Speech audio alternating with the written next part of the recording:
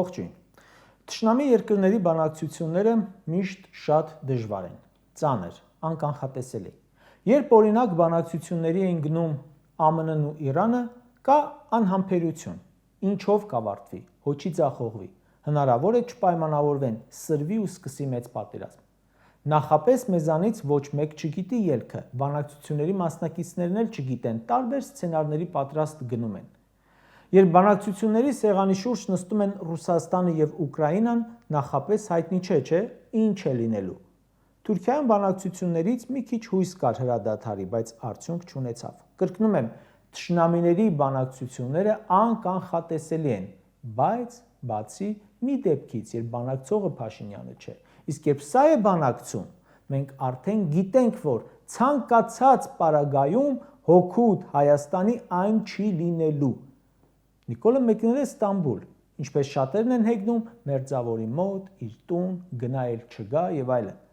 Բանակցային օրակարգը չեն բացահայտում, բայց մենք հո գիտենք, թե ինչ են պահանջում Ադրբեջանը եւ Թուրքիան, ու գիտենք, թե նրանց պահանջներին որքան հարգանքով ու պատրաստականությամբ է վերաբերում Նիկոլ Փաշինյանը։ Կա մի հոգի, որ մտածում է, թե Թուրքիայի հետ բանակցությունների արդյունքները լինելու են Հայաստանի օգտին։ Կանխատեսելի էր նաև, որ նախապես Թուրքիա այցելեց Ադրբեջանի նախագահը, կրկին խոսեցին Արցախի հարցում համատեղ գործած լինելու մասին։ Ալիևի այցը հերթական մեսիջն էր, որ ինչ էլ քննարկեն, գերակայելու է Ադրբեջանի շահը, որին երբեք Թուրքիան չի դավաճանի։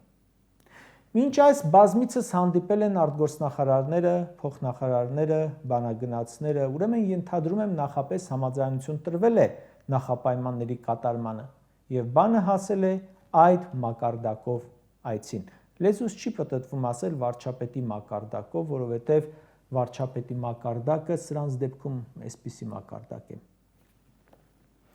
Թուրքիայի համար կարևոր թեմա է Զանգեզուրի միջանցքը, կարևոր թեմա է հայ-թուրքական սահմանը, որի նորից սահմանագծման մասին դեռ առաջին հանդիպումներից մեկի ժամանակ թուրք բանագնացը Ռուբինյանին փոխանցել էր։ Թուրքիայի համար կարևոր թեմա է ռուս սահմանապահների հարցը, որը իրեն խոչընդոտ են։ Կարևոր թեմա է ադրբեջանցիների Հայաստանում ապրելը։ Կարևոր թեմա է հայոց ցեղասպանության հարցի մերձնումը։ Կարևոր թեմա է հայկական սփյուռքից լրիվ կտրվելը եւ այլն, ու վստահաբար սրանց հետ Նիկոլ Փաշինյանը խնդիր չունի։ Անկամ խնդիր չունի Թուրքիայի հետ նոր ու հնարավոր սահմանագծման հետ։ Նա չէ ասում բոլոր հարևանների հետ պետք է գծենք։ Սրանցից բոլորը ի վնաս մեզ են, բայց այդ դեպքում ինչու է Նիկոլը գնում, որովհետև որևէ այլ երկրում եւ հատկապես Հայաստանում չունենալով աջակցություն իր իշխանության պահպանման երաշխավոր համարում է մեր թշնամի երկրներին։ Իսկ որ նրանք ամեն քայլի կդիմեն Նիկոլի իշխանությունը եւ դրանով պայմանավորված իրենց երջանկությունը երկարաձգելու համար, պարզից էլ պարզ է։ Չկասկածենք, որ եւս մեկ ժամկետ իշխանությունը պահելու համար այս թվարկածը սաղ զիջումները անի։ Սրանց համար իշխանության ղեկին գտնվելու մեկ օրն էլ է կարևոր։ Այդ մեկ լրացուցիչ օրը նշանակում է եւս 24 ժամ ախրանա, եւս 24 ժամ պետական հարստությունից օգտվել ու գումար դիզել։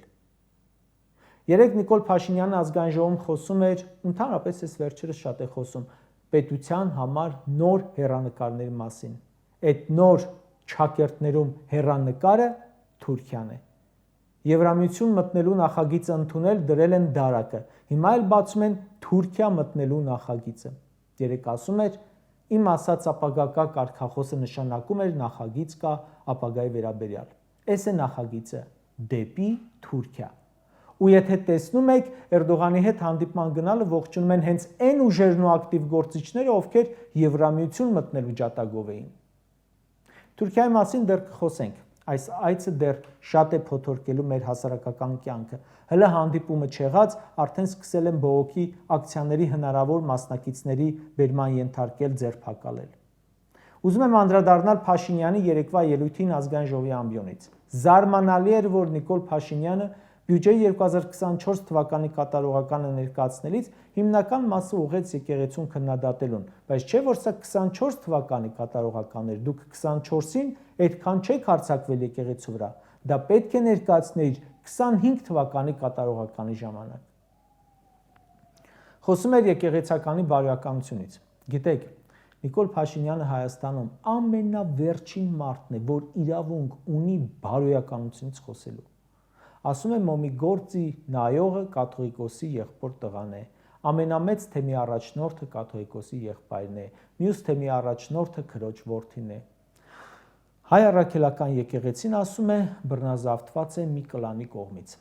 Թե եկեղեցում որ աշխատանքը ում բարեկամն է անում, կարող են այդ հարցը բարձրացնել հոգևորականները իրենց ներսում։ Եկեղեցուց դուրս գուցե էլի հավատացյալ ժողովուրդը իրավունք ունի հարց բարձրացնել, բայց արդյոք Նիկոլը իրավունք ունի։ Նա թվարկել է 3 հոգու մասին՝ կաթողիկոսի եղբոր տղայի, քրոջ տղայի եւ եղբոր մասին։ 3 հոգու։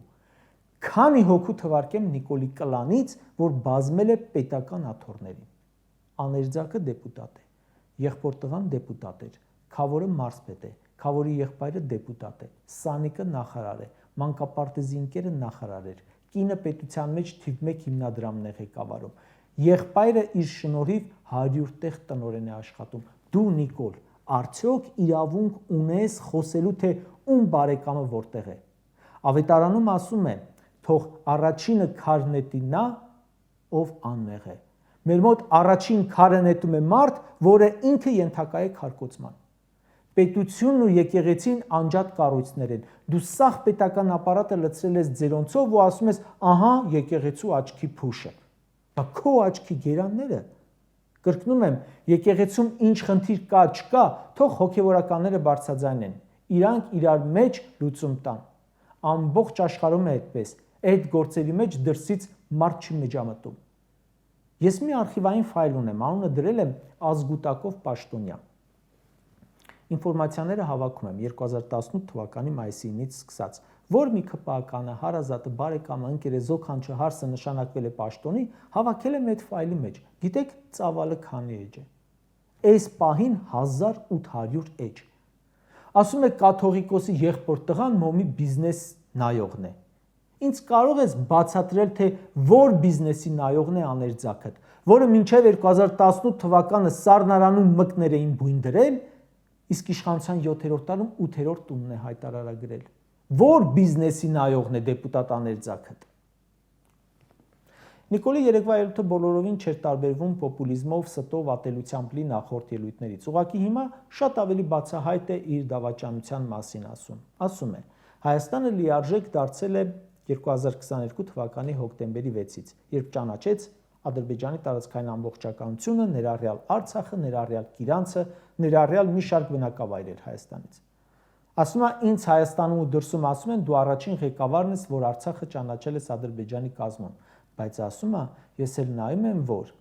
ես ընդամենը ճանաչել եմ Հայաստանը։ Այս մարդու հոգին փառավորվել է փաստացի 2008 թվականի մարտի 1-ից հետո մեկել 2022 թվականի հոկտեմբերի 6-ին, երբ վերջնապես ու վերջնականապես հրաժարվել է Արցախից։ Ըստ Նիկոլի, այն ժամանակ, երբ Արցախը անկախ էր, զարգանում էր, Հայաստանը ինքնիշխան չէր, անկախ չէր։ Հիմա որ համ Հայաստանից է հանձնել, համ Արցախը ամբողջությամբ, համ միջանցք է տալիս, համ 200 քառակուսի կիլոմետր տվել է, համ 5000 զոհ է տվել, գերիներ ունի, հեսա Վրաստանի ու Իրանի մայրուղին անցնելու են Ադրբեջանի ձեռքը, երբ Թուրքի պահանջով սահմանադրություն է փոխում, թուրքերին էլ բերում է Հայաստանում բնակեցնելու, այ հիմա ինքնիշխան ենք։ Ասում են, մենք չենք կորցրել Արցախը, մենք գտել ենք Հայաստանը։ Ինչքան էլ իբր գեղարվեստական բառեր ասես, ձևակերպումներ տաս, իրականությունը հենց այն է, որ դու հանձնել ես Արցախը ու հիմա էլ հանձնում ես Հայաստանը։ Հայաստանի տակը դրել ես ակներ ու քշում ես Թուրքիա։ Ասում է վերջին 7 տարիների պատմությունը հաջողության պատմությունը։ Նիկոլ Փաշինյանի հաջողության պատմությունը հայկական հողերի հանձնումն է։ Սրա հաջողության պատմությունը 5000-ին եռաբլուրում հուղարկավորելն է։ Այն, որ հազարավոր տղեր հաշմանդամություն են ձեռք բերել իր պատճառով, դա իր հաջողության պատմությունն է։ Այդ հաջողության պատմությունը չի ասում պետության տեսանկյունից, ասում է իր անձնական տեսակետից, իր դաչաների պատուհանից։ Այո, քո համար ձեռք բերում էր, դու հələ պաշտոնի ես այսքանից հետո, չուլանը ծախել ես, թազա տուն ես առել, աներձակդ մի քանի տուն է առել, եղբայրներդ հաջողակ բիզնեսմեն են դարձել, կինդ գնում է Չինաստան կրթվի, դու անձնական հաջողություններ ունես ու բոլորը մեր պետության անհաջողությունների, ողբերգությունների գնով։ Կարճ ասած, Նիկոլ Փաշինյանի խորհրդանի ամբիոնից ելույթում մենակ մեր ժողովրդին, հայ ժողովրդին կապող մի բան կար՝ լեզուն, հայերեն էր խոսում։ Մնացած բոլոր իր ասածները հակահայկական, հակապետական, հակաժողովրդական խոսքեր էին, գործողությունները խոսքերից էլ ավելի հակապետական, կրկնում եմ, մենակ լեզուն էր հայկական։ Չնայած հայերեն խոսելը հայկականության հետ ինչքան կապ ունի։ Ադրբեջանում էլ հայերեն խոսացողներ կան ու Հայաստանում էլ լիքը հայերեն խոսողներ կան, որոնք թուրքի ագենտ են, չկասկածեք։